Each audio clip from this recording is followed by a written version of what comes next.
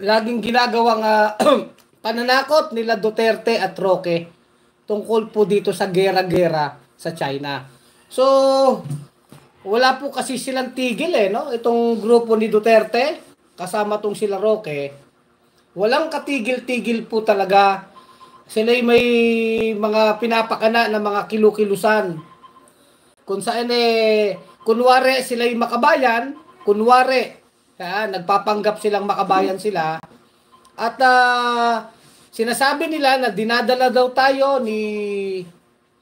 ng administrasyon ni Marcos sa United States at dinadala daw tayo sa China. So, totoo ba yan mga kabunyog, mga kababayan? So, yan po ay hindi totoo. Kaya tayo nag-vlog ngayon tungkol dito kasi walang tigil sila Duterte Walang tigil at gumagawa sila ngayon ng movement, di ba? Gumagawa sila ng mga parang kilusan, papaniwalain yung tao na hindi makakatulong sa Pilipinas. Itong ginagawang pagtulong sa atin ng US. Itong pagtulong sa atin halimbawa ng Japan, tsaka ng Australia, yung ginawang trilateral summit po sa Amerika. Itong balikatan exercises na to, kinokontra-kontra to nila Duterte. Hindi dahil sila'y makabayan, hindi po.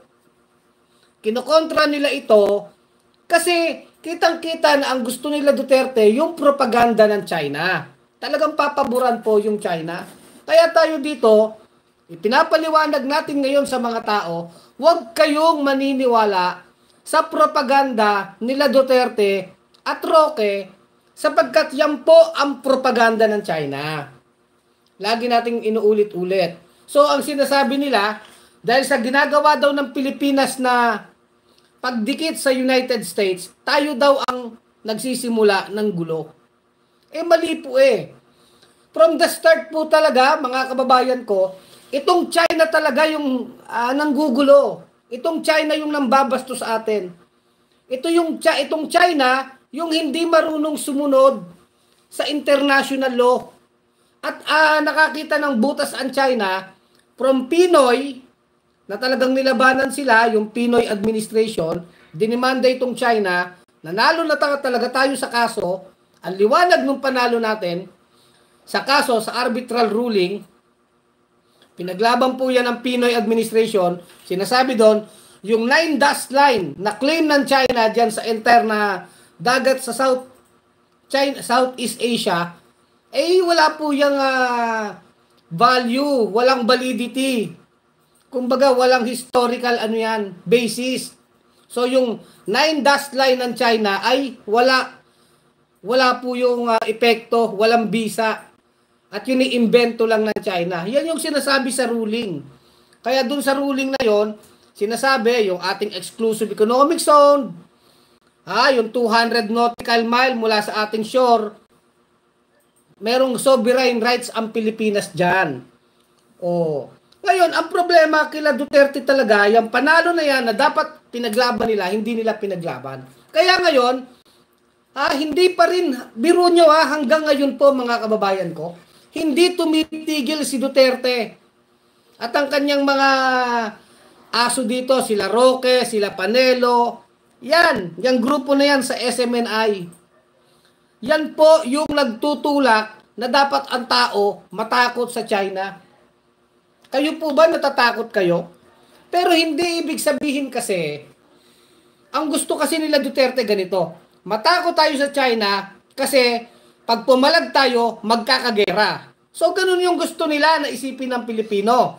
Matakot sa China, sumunod na lang sa China, mag-cooperate sa China, kasi pagka hindi, magkakagera. Yun yung sinisiksik nila Duterte sa utak ng mga Pilipino. Hanggang ngayon po, hindi sila tumitigil sa pagiging hudas dito sa ginagawa nilang kataksilan sa bayan. Kaya sabi natin, sa punto po ng issue ng West Philippine Sea, itong ginagawa ng administrasyon ni Marcos Jr., sinusuportahan natin kasi kahit papano lumalaban, nagigiit ng ating karapatan. At ito na nga yung ina-appreciate natin, wini-welcome natin yung pagtulong ng United States. Ang sinasabi lang natin sa bunyog, dapat yung pagtulong na yan ay sa ngalan ng international cooperation, ng rule of law, di ba? At wala dapat yan na pagsasamantala na in the end baka pagsasamantalahan tayo ng US. So hindi po yon. So sinasabi natin sa bunyog, okay ang mga tulong na yan. Basta maliwanag na hindi rin tayo pagsasamantalahan ng US. Pero for the meantime, kailangan natin ng tulong against China. At ang nakakapag-provide po niyan talaga, United States, itong Japan, itong Australia, itong mga bansa sa Europa. Pero talagang sila Duterte, wala silang tigil po eh. Walang tigil. Kaya hindi rin natin sila titigilan. So nakikita nyo na, dapat ang mga Pilipino ay naniniwala at naninindigan na dapat ipaglaban ang West Philippine Sea, yung ating exclusive economic zone, yung ating mga teritoryo dyan, kung tawagin nating sovereignty o sovereign rights, yung Ayungin Shoal, di ba? Yung Scarborough, ipaglaban natin kung ano yung atin. Kaya bakit po mahalaga ito? Sapagkat nakita nyo sila Duterte, maraming parali, yung maisog rally nila eh. Yung maisog rally nila na yan, complex po ang mga isyong dinadala nila dyan. Una, lahat ng mga maka-Duterte na mga issue dyan, na pabor sa mga Duterte. Halimbawa, yung pag-aresto kay Kibuloy, pinagtatanggol nila si Kibuloy dyan sa maisog rally na yan. At the same time, yung propaganda ng China na gusto nilang sabihin, kumbaga mga Chinese puppet ito, na dapat daw yung mga Pilipino wag didikit sa Amerika. Bakit? Pag dumikit ba sa Amerika, ibig sabihin hindi na tayo makabayan? Hindi po ganun eh. In fact, pag kinuha natin yung logic nila Duterte, sila talaga yung dumikit sa China, hindi lang dumikit, nagpakatuta sa China. Diba? At yan yung kinokontra nila ngayon. Kasi nabuking na nga yung secret deal ni Duterte na inamin ni Roque, pero technically hindi nila inaamin. Hanggang ngayon nanloloko pa eh. Hanggang ngayon nanloloko si Duterte. Kaya wag po tayong papayag dito sa issue ng West Philippine Sea, mga kababayan ko.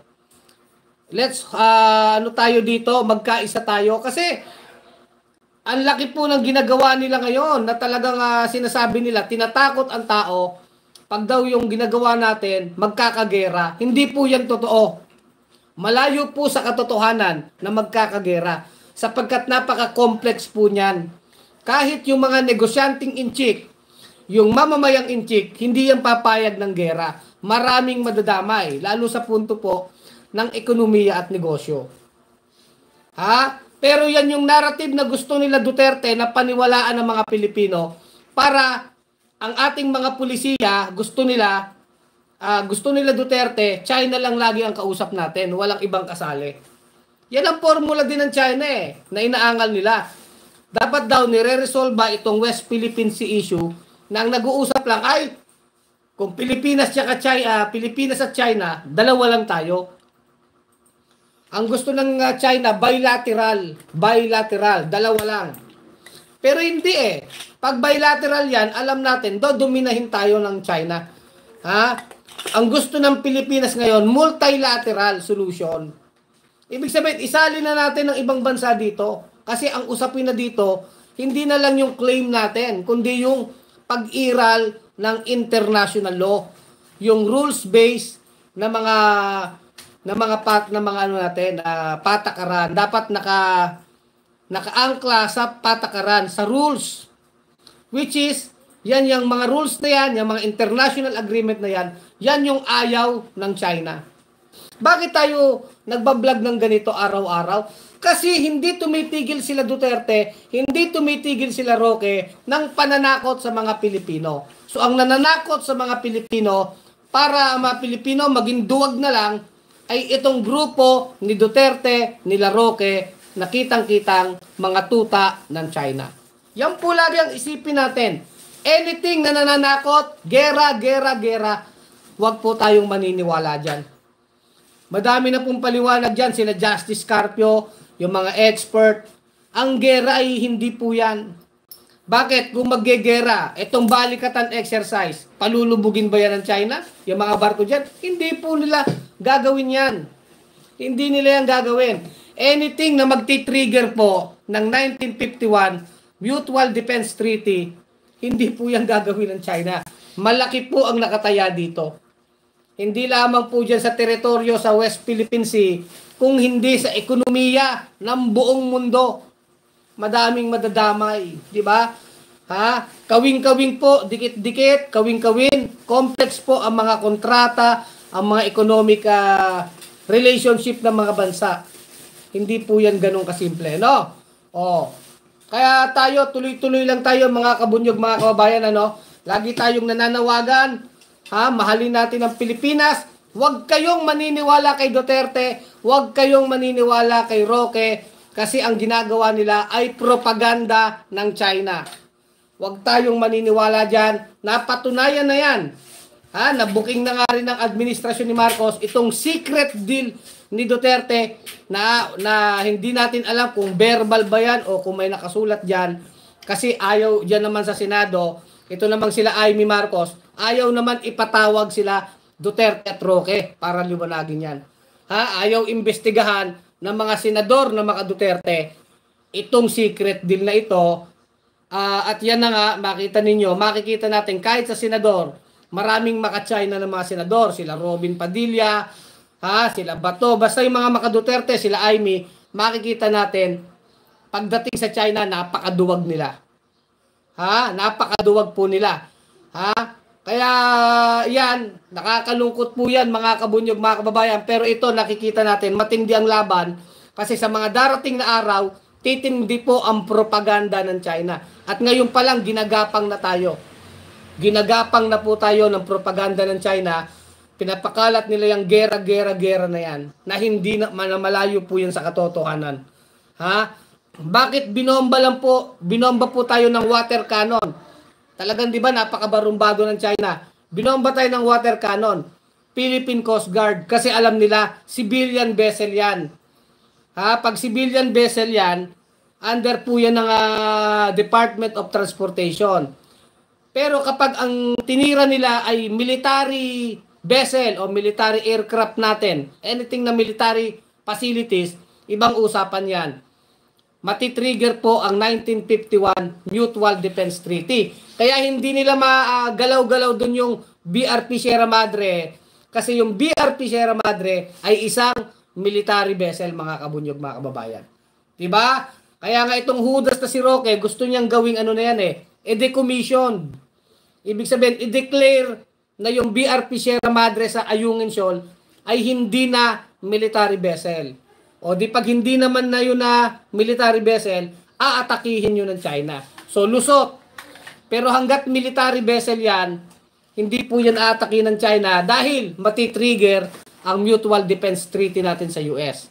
Any military attack sa ating mga military vessel, military aircraft, matitrigger po ang Mutual Defense Treaty natin sa US. Diba? O ganun po yun. Kaya huwag kayong maniniwala again. Kaya tayo nagbablog kahit maikli lang ito. Huwag tayong maniniwala sa propaganda ng China. Huwag kayong maniniwala sa propaganda nila Roque at nila Duterte. Yan lang po. Lagi natin pinapaalala. Nakakatakot kasi itong kumbaga, ang ginagawa nila Duterte, pinalalaki nila yung issue. Pinalalaki nila na parang kailangan talaga nating yumuko sa China. Hindi po yan. Dahil tignan nyo, kailanman si Duterte, sila Roque, kahit sila Robin Padilla, hindi yan po nagsasalita ng strong statement against China. Never po yan. Nagagawin nila yan. Kaya makikita nyo sa senador pa lang kung sino mga hudas. Kung sino mga hudas. Hindi nila pinaglalaban yung ating panalo sa West Philippine Sea. Panalo na tayo dyan Kaya ngayon, kasama natin ng US sa balikatan, kasama natin ng France. Nagka-counter sila. Nagka-counter po sila. Pilit nilang sinisiraan itong samahan ng US, France, ng Philippines. Sinisiraan nila yan. Na yan ay sinasabi nilang nanggugulo. Sino ba ang totoong nanggugulo? Ang Pilipinas ba ang nanggugulo? Hindi po tayo ang naghahamon. Itong China at talaga ang magulo. Di ba? Kaya nga, duda tayo dyan sa mga maisog rally na yan. Delikado po yan. Diyan nila binubuhay ang issue ni Kibuloy. Pinagtatanggol na nila si Kibuloy dyan. Nandyan na din yung issue ng China. Yung mga maisog rally na yan. Yan po bantayan natin. Huwag kayong sasama dyan, mga kabunyog, mga kababayan. Yung mga parali ni Duterte na yan. Yan po mga lahat ng yan, pabor kay Duterte. Maniwala kayo sa akin, mga kabunyog. Ano? Yung iba kasi natatakot kumbaga nagiging duwag na Kasi ang katwiran, wag na tayong diyan, dumikit sa US kasi lalong magagalit ang China. Gegerahin tayo. Di ba yan ang narrative nila? Kaya binabatikos nila Duterte at Roque yung pagkampi sa atin ng US. Binabatikos nila. Yan nga ang kailangan natin Di ba? Ang premise nila dyan ay gera. Huwag kayong magpapatakot dyan sa mga gera na yan. Malayo pa po yan sa katotohanan. Hindi po ganun kadali na ang isang bansa ay magdedeklara ng gera sapagkat maraming maapektuhan. Especially po sa ekonomiya at negosyo. Sinasabi na natin, mismo mga negosyanteng inchik, hindi yan papayag sa ganyan. Kaya tayo, talagang pumupuna tayo dito. Pinapaalalahanan natin ang bawat Pilipino, huwag kayong maniniwala sa propaganda nila Duterte at Roque sapagkat yan ay propaganda ng China. Yan po lang, laging paliwanag yan. Nandito ang bunyog, araw-araw po yan. Habang sila ay maisog rally, banata natin agad. Bawat galaw nila, banata natin agad, barahin natin agad. Para hindi sila nakakapanloko ng maraming Pilipino, no? So, hanggang dito na lang ating vlog. Maikli lang ito, mga kabunyog, mga kababayan. Kulex Soliman, ang malupit sa katotohanan sa bunyog pagkakaisa. I-share po natin ito At sana yung mga team replay, manood kayo, yung mga team replay. Kulex Soliman, ang malupit sa katotohanan sa bunyog pagkakaisa. Nananawagan lagi ang bunyog, mahalin at ipagtanggol natin ang ating inang bayan. Kulex Soliman, ang malupit sa katotohanan, tuloy ang laban. Bunyog, halikan na kasama ka. Bunyog, kapag buklod ay may pag-asa. Luzon, Visayas, Mindanao, isa ang pananaw. Sa bagong Pilipinas ang bunyog isisigaw.